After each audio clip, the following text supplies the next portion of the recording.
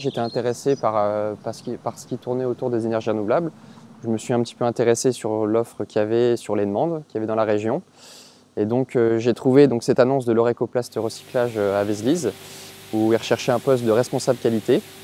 Et je me suis dit que ça pouvait être un beau défi pour moi, en tant que tout jeune fraîchement sorti d'études. Je ne savais pas forcément ce que je voulais faire quand j'étais au collège et au lycée, mais j'avais plutôt un esprit assez mathématique, assez scientifique, donc naturellement je me suis orienté vers un bac S. Et à partir de cette période-là, où il a fallu m'orienter vers des universités, vers des études, je me suis interrogé sur ce qui me plaisait. Et ce qui me plaisait, c'était tout ce qui touchait un peu à l'énergie renouvelable. Voilà, c'est un peu toutes ces nouvelles technologies qui arrivaient, cette nouvelle dynamique. L'image qu'on a de l'industrie quand on est jeune étudiant ou au lycée, c'est la chaîne de production, c'est quelque chose de répétitif, c'est des grosses usines, c'est une machine à gaz. Alors que non, pas du tout. L'industrie aujourd'hui, c'est les nouvelles technologies.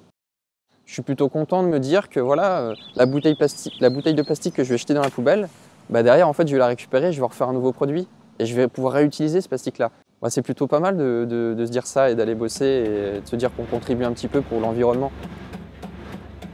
La chance que l'on a avec l'industrie, c'est qu'elle peut s'adapter à toutes les personnalités. C'est qu'on va pouvoir, si on a envie de travailler dans l'environnement, on va pouvoir travailler dans l'industrie qui travaille l'environnement, qui est dans les énergies renouvelables.